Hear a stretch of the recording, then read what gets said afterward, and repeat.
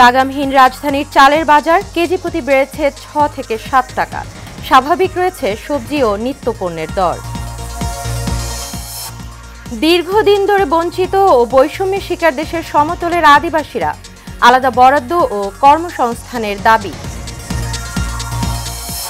গণ অভ্যুত্থানে 2 চোখ হারিয়ে দিশেহারা ব্রাহ্মণবাড়িয়ার আজিজ, সরকারি সহযোগিতা না পাওয়ায় ক্ষোভ। এবং গোপালগঞ্জে বাস চাপায় মোটরসাইকেল 3 আরোহীর মৃত্যু, পিরোজপুরে প্রাণ হারালেন শ্যালক ভগ্নিপতি।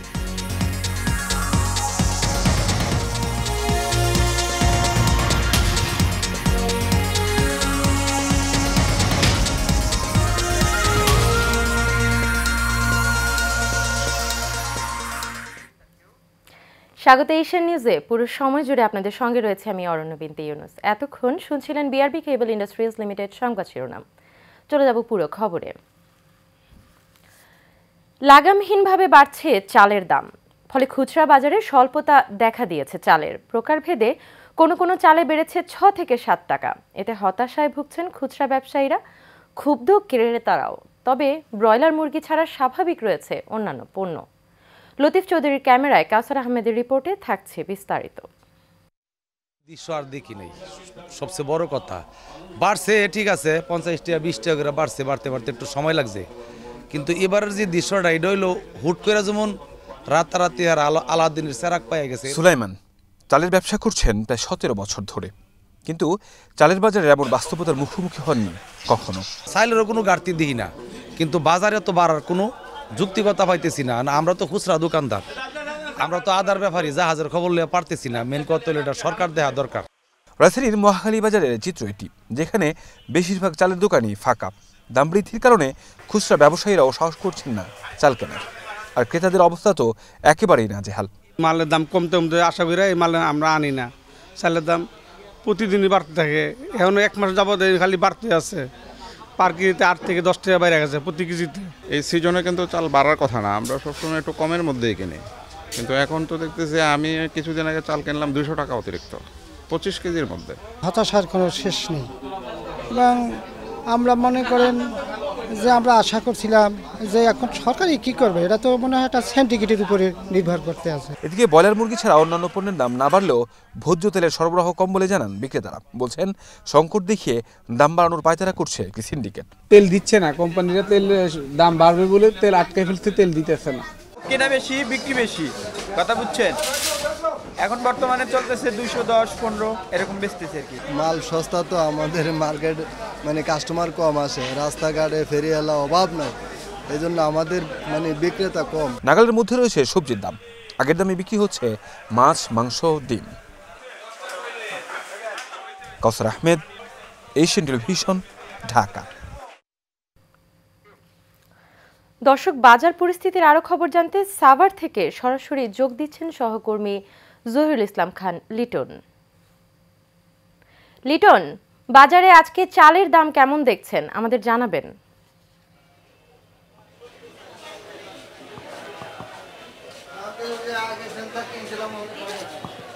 আপনি যেমনটি বলছিলেন যে এই মুহূর্তে কিন্তু সাভারে কিন্তু বাজারগুলোতে পর্যাপ্ত পরিমাণ শীতের সবজি রয়েছে। শীতের সবজি থাকার কারণে কিন্তু শীতের সবজির দামও শিথিল রয়েছে। সাধারণ ক্রেতা যারা রয়েছে তাদের ভিতরে কিন্তু শীতের সবজি আসার কারণে কিন্তু এক প্রকার স্বস্তি কাজ করতেছে। তারা সকলেই কিন্তু স্বস্তির ঢেকর গেড়তেছেন যে শীতের সবজির দাম হাতের নাগালে রয়েছে।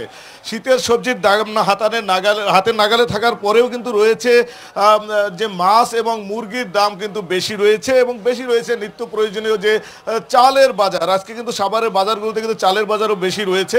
আমি যদি একটু বলি আপনাকে, তাহলে বলবো যে আজকে বাজারেও কিন্তু ব্রয়লার মুরগির দাম বিক্রি হচ্ছে 205 টাকা কেজি ধরে বিক্রি হচ্ছে, এবং সোনালী মুরগির দামটা কিন্তু গত সপ্তাহের তুলনায় একটু কমেছে।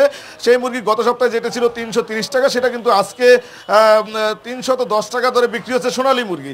এবং পেঁয়াজের দাম কিন্তু আজকে রয়েছে বাজারে 50 টাকা কেজি ধরে। আলু বিক্রি হচ্ছে গত সপ্তাহে যে আলুটা 30 টাকা ছিল সেটা কিন্তু আজকে বেড়ে 40 টাকা হয়েছে, তথা দেশি আলু যেটি।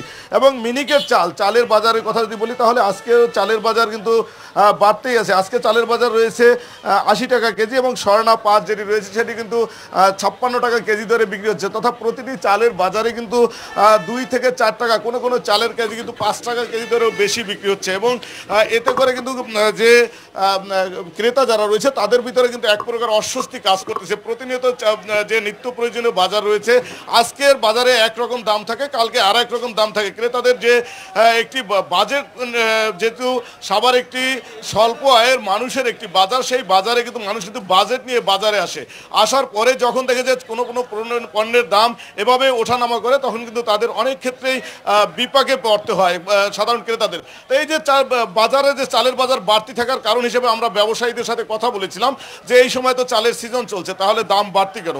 তারা যেমনটি বলছেন, তারা কিন্তু সোজা সাপটা বলে দিচ্ছেন যে তারা যেখান থেকে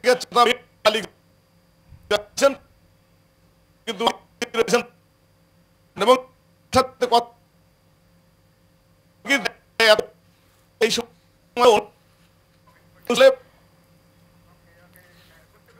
বুঝতে পেরেছি লিটন, আপনাকে অসংখ্য ধন্যবাদ। দর্শক, সাভার থেকে বাজারের চালের দাম জানতে সরাসরি যুক্ত ছিলাম সহকর্মী লিটনের সঙ্গে। এবারে চলে যাচ্ছি পরবর্তী সংবাদে। পাহাড়ে আদিবাসী জনগোষ্ঠীর জন্য সরকারের আলাদা মন্ত্রণালয় রয়েছে আলাদা বরাদ্দ, কিন্তু বরাবরই বৈষম্যের শিকার সমতলের আদিবাসীরা। এই বৈষম্য দূর করে কর্মসংস্থান এবং পুনর্বাসনের ব্যবস্থা করার দাবি সিরাজগঞ্জের চলনবিল অঞ্চলের ক্ষুদ্র ও নৃগোষ্ঠীর মানুষের। মির্জা আব্দুর রবের রিপোর্ট, জানাচ্ছেন আরবি ইসলাম হিমু। আধুনিকতার ছোঁয়ায় প্লাস্টিক শিল্পের দাপটে দিন দিন হারিয়ে যাচ্ছে গ্রাম বাংলার ঐতিহ্যবাহী বাঁশ শিল্প। প্রাচীনকাল থেকে বিংশ শতাব্দী পর্যন্ত সিরাজগঞ্জের চলনবিল অঞ্চলের আদিবাসী নারী পুরুষেরা বাঁশ দিয়ে নিপুণ হাতে নানা রকমের গৃহস্থলী জিনিসপত্র তৈরি করতেন। বিলে মাছ ধরার জন্য পোলো, বৃত্তি, ভারই, ভাইয়ের ধুন্দি, হাঁস মুরগি পালনের টোপা, মাটি কাটার ডালি, ধান উড়ানোর কুলাসহ নানান জিনিসপত্র তৈরি হতো এই বাঁশ দিয়ে। কিন্তু আজ এই শিল্প হুমকির মুখে।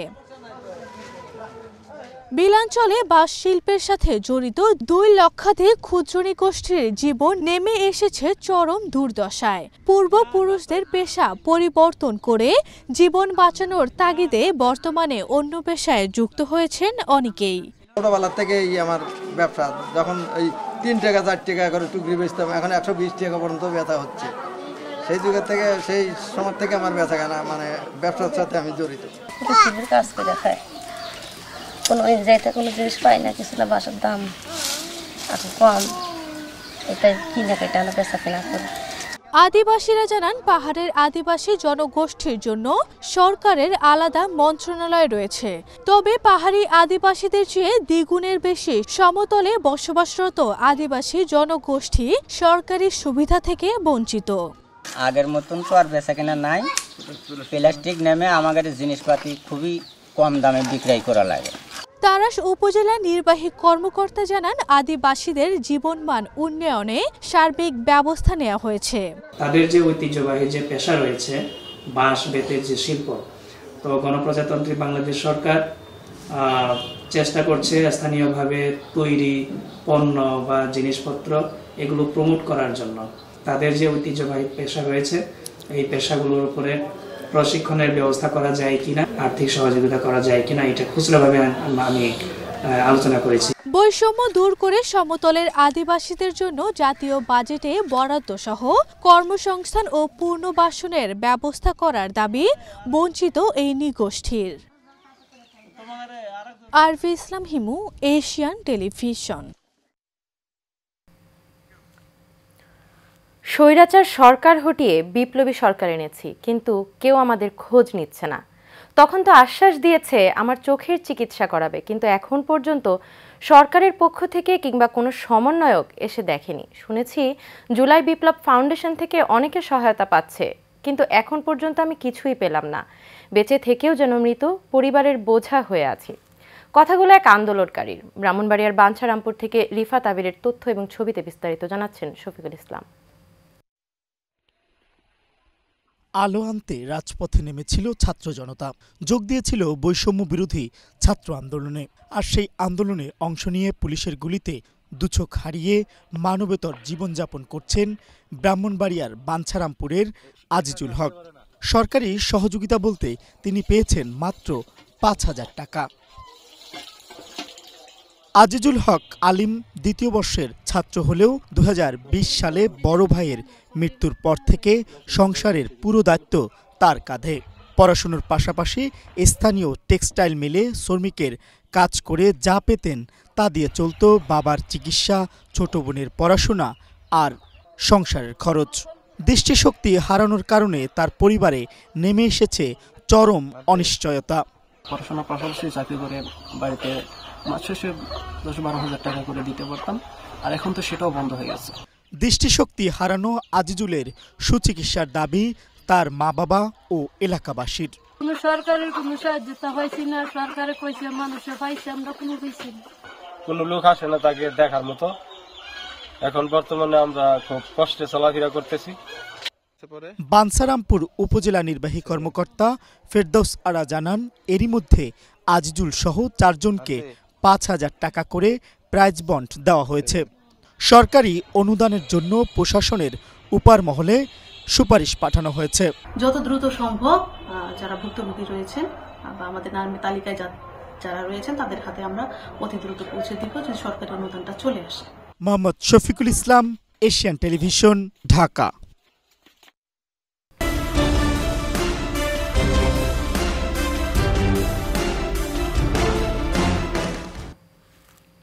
নরসিংদীতে ডিশ এবং জুট ব্যবসা নিয়ন্ত্রণ নিয়ে আধিপত্যের জেরে বিএনপির ২ গ্রুপের সংঘর্ষে গুলিবিদ্ধ হয়ে মজনু মিয়া নামের এক যুবক নিহত হয়েছেন। এ সময় আহত হয়েছেন বখতিয়ার নামে আরও একজন। গেল রাত ৮টার দিকে মাধবদী থানার শেখেরচর বাবুরহাট এলাকায় এই ঘটনা ঘটে। পুলিশ জানায়, এলাকায় ডিশ, ইন্টারনেট এবং জুট ব্যবসার নিয়ন্ত্রণ নিয়ে দীর্ঘদিন ধরে মেহেরপাড়া ইউনিয়ন যুবদলের যুগ্ম সাধারণ সম্পাদক আকরাম হোসেন এবং ইউনিয়নের যুবদলের সভাপতি ইফতেখার আলম বাবলা গ্রুপের মধ্যে বিরোধ চলছিল। এরই জেরে বৃহস্পতিবার রাতে ২ গ্রুপের সংঘর্ষ হয়। এ সময় গুলিবিদ্ধ হয়ে ইফতেখার গ্রুপের কর্মী মঞ্জুর নিহত হয়।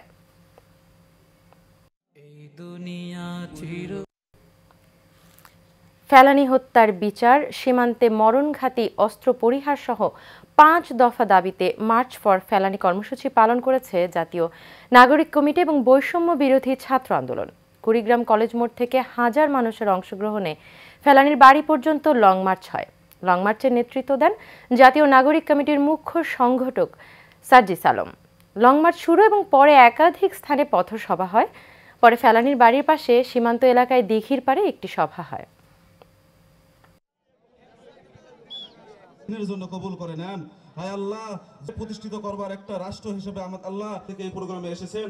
হায় আল্লাহ, সকলের শ্রম তাদেরকে আল্লাহ আপনি কবুল করে নেন। হায় আল্লাহ, আমাদের সকল ওই ফেলানীকে তারা মেরেছে, তারা অন্যায় করেছে। চাচ্ছি যে ফেলানীকে যে মেরেছে তার যোগ্য বিচার চাই। আমার অন্য কোন বোন, অন্য কোন ফেলানীকে ওই কাঁটাতারে ঝুলে থাকতে হবে না। কেউ যদি বিন্দু মাত্র চিন্তা করে, হোক বিএসএফ নামে বা অন্য কোন নামে, ওই চিন্তা করার আগে এই তরুণ প্রজন্মের ঐক্যবদ্ধ স্লোগান স্পিরিট তার বুকে কাঁপন ধরাবে, তার কলিজায় কম্পন তৈরি করবে। গাজীপুরের শ্রীপুরে দারুল কুরআন আল ইসলামী মাদ্রাসার হাফেজ ছাত্রদের পাগড়ি প্রদান উপলক্ষে বার্ষিক ওয়াজ মাহফিল হয়েছে। শ্রীপুর পৌরসভার গড়গড়িয়া মাস্টারবাড়ি Abul Pradhan pre cadet and high school মাঠে এই ওয়াজ মাহফিল হয়। এতে প্রধান অতিথি ছিলেন বিএনপির কেন্দ্রীয় নির্বাহী কমিটির সহ স্বাস্থ্য বিষয়ক সম্পাদক অধ্যাপক ডাক্তার রফিকুল ইসলাম বাচ্চু। অতিথি ছিলেন জেলা বিএনপির স্থানীয় সরকার বিষয়ক সম্পাদক আবুল হোসেন প্রধান। মাদ্রাসা পরিচালনা কমিটির সভাপতি আজিজুল শেখের সভাপতিত্বে উপস্থিত ছিলেন জেলা শ্রমিক দলের সদস্য সচিব আবুল কালাম প্রধান।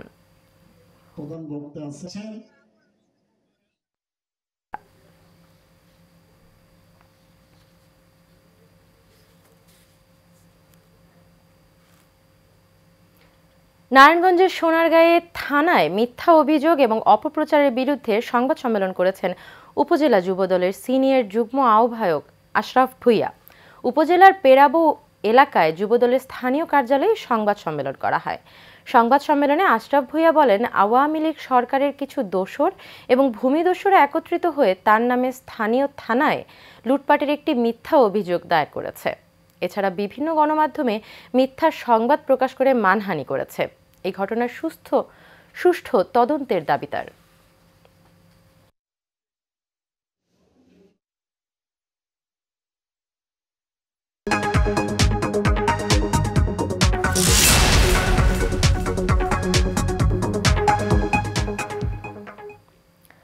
ফুলকপির চাষ করে লোকসান গুনছে রাজবাড়ীর চাষিরা।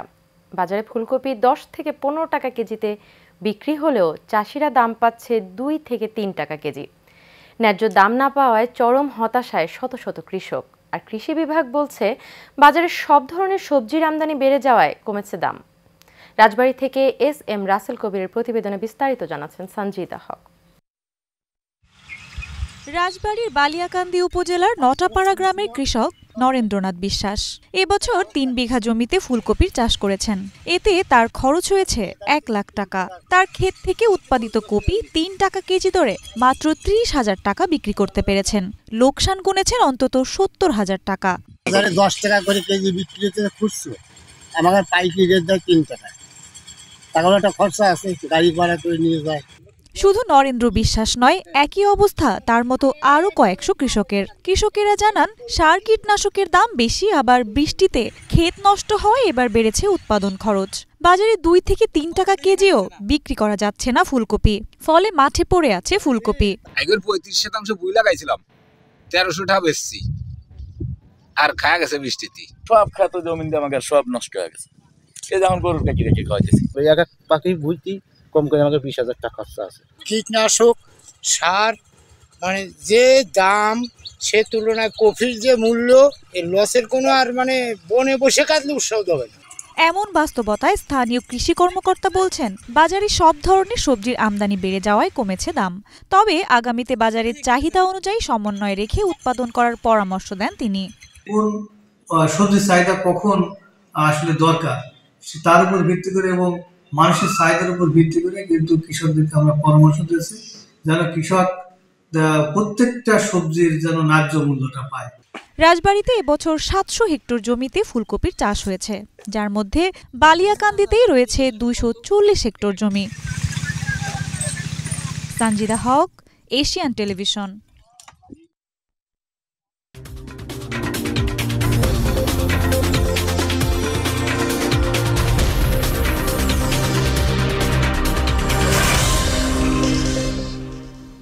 এবারে খেলার খবর।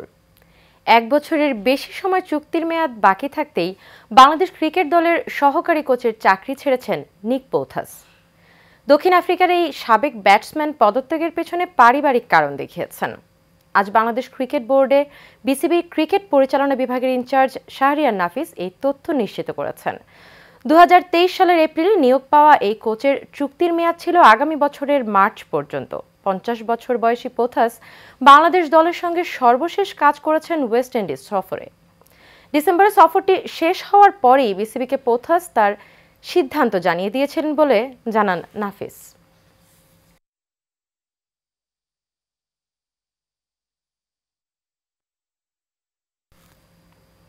শেষ করবো এশিয়ান নিউজ, তবে যাবার আগে বিআরবি কেবল ইন্ডাস্ট্রিজ লিমিটেড সংবাদ শিরোনামগুলো জেনে নেব আরও একবার।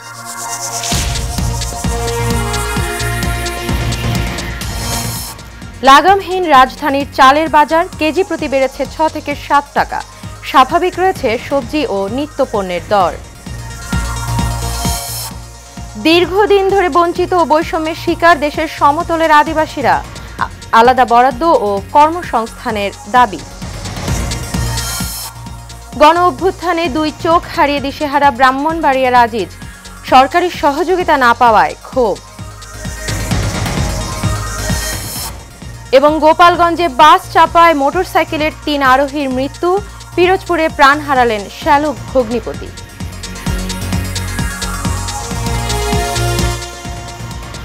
এশিয়ান নিউজ এ পর্যন্তই। পরবর্তী সংবাদ দেখার আমন্ত্রণ রইল। এতক্ষণ সাথে থাকার জন্য সবাইকে ধন্যবাদ।